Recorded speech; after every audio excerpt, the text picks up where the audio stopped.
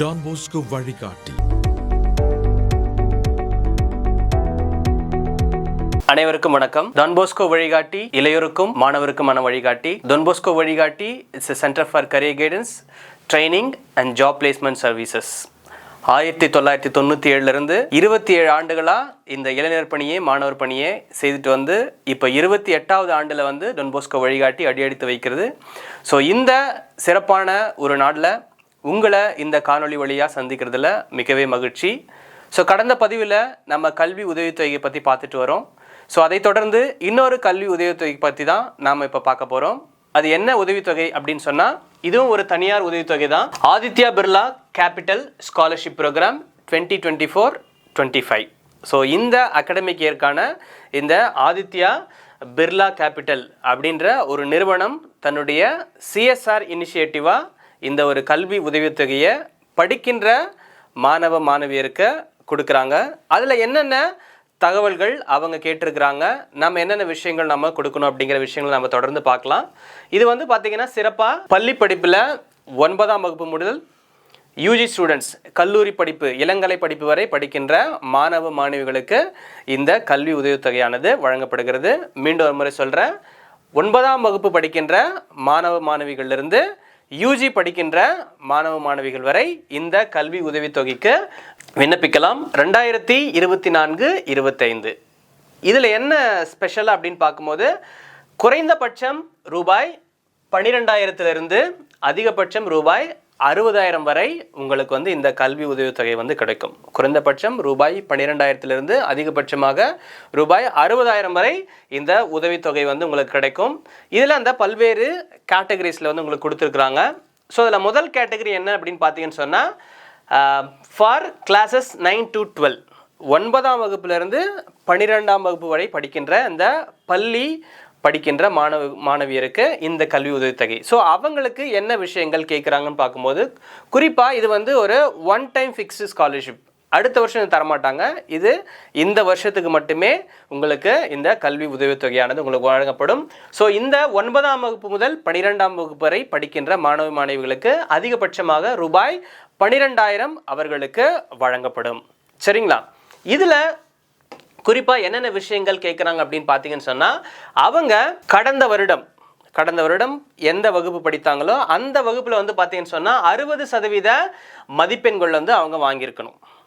இப்போ இந்த வருஷம் 9th படிக்கிறீங்கன்னு சொன்னால், போன வருஷம் 8th வந்து நீங்கள் டோட்டலாக 60% மதிப்பெண்கள் நீங்கள் எடுத்திருக்க வேண்டும். அதே போல் தான் எல்லா வகுப்புகளுக்கும். இது 9 முதல் 12 வகுப்பு வரை உள்ள மாணவ மாணவியருக்கு மட்டுமே. அதே போல் உங்களுடைய குடும்ப ஆண்டு வருமானம் அதிகபட்சமாக 6 லட்சம் வரை இருக்கலாம்.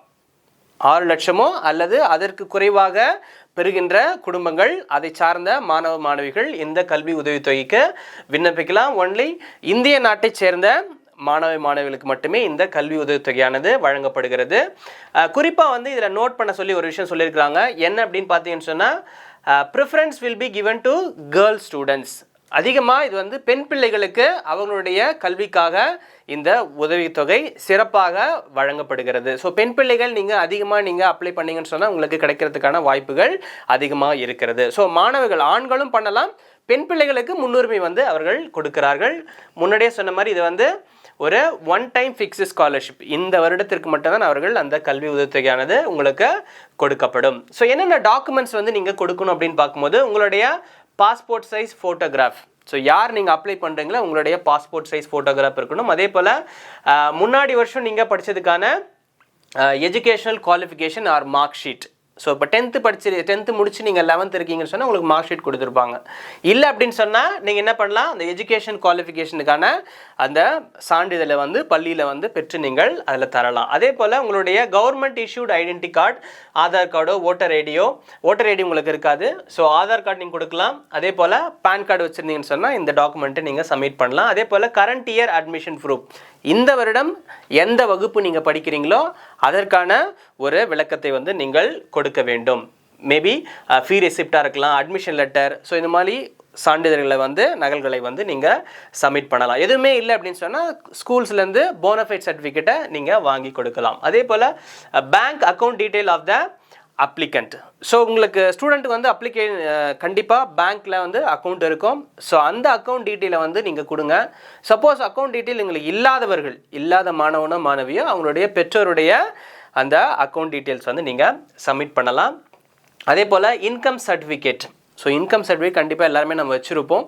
ஸோ அந்த ஒரு இன்கம் சர்டிஃபிகேட் காப்பியும் வந்து நீங்கள் கொடுக்க வேண்டியிருக்கும். சரிங்களா? ஸோ இந்த டீட்டெயிலெலாம் நீங்கள் இந்த பள்ளி படிக்கின்ற மாணவ மாணவிகள் 9ஆம் வகுப்பு முதல் 12ஆம் வகுப்பு வரை.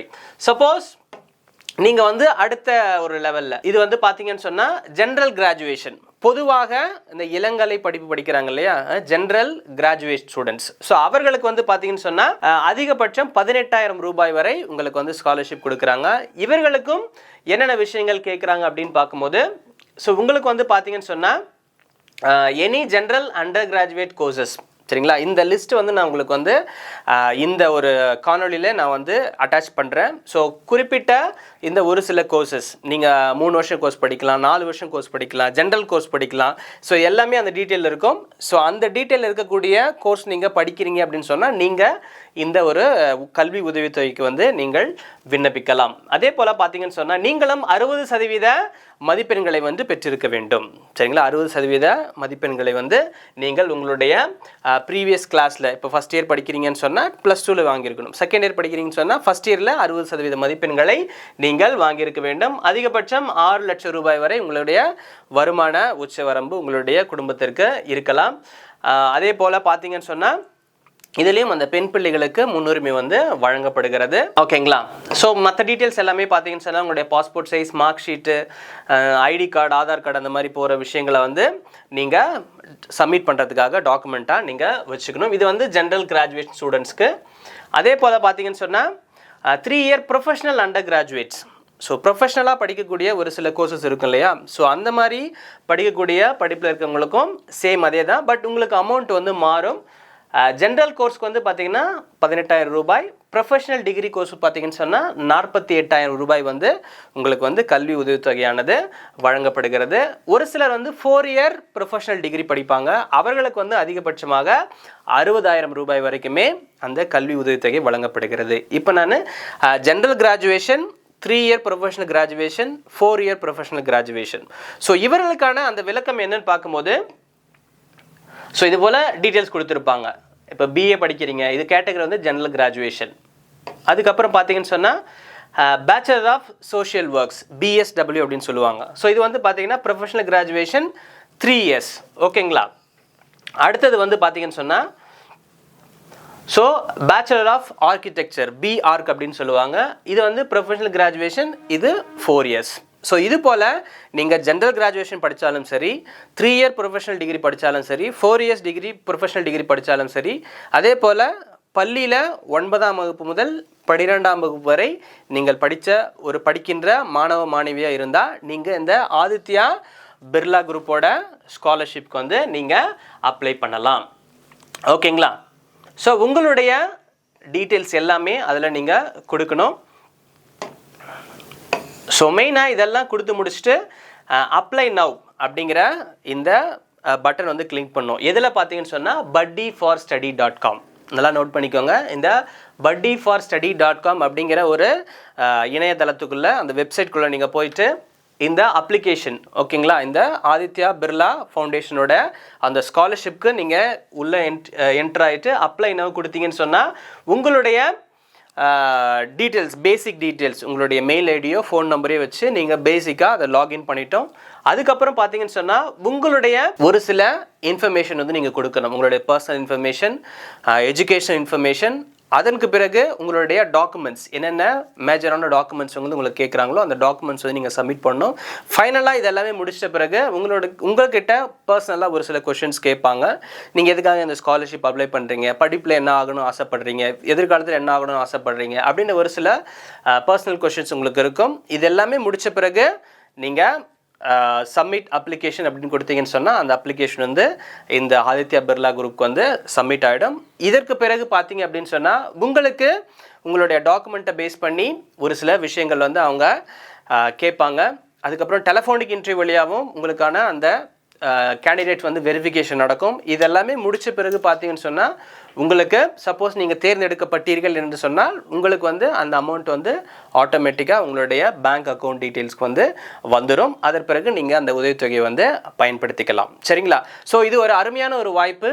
ஸோ இந்த Aditya Birla capital scholarship programme 24-25 பள்ளி படிப்பில் 9ஆம் வகுப்பு முதல் 12ஆம் வகுப்பு வரையும், அதே போல் அண்டர் கிராஜுவேஷன் கோர்சஸ் இளங்கலை படிப்புன்னு சொல்கிறாங்களே, அதில் வந்து 3 year general graduation, 3 years professional graduation, 4 year professional graduation, இந்த படிப்புகளை படிக்கின்ற மாணவர்கள் மாணவிகள் இளையோர்கள் இந்த ஒரு கல்வி உதவித்தொகையை வந்து நீங்கள் சரியாக பயன்படுத்தி கொண்டு உங்களுடைய எதிர்காலத்துக்கு இதை நீங்கள் அமைத்து கொள்ளலாம்.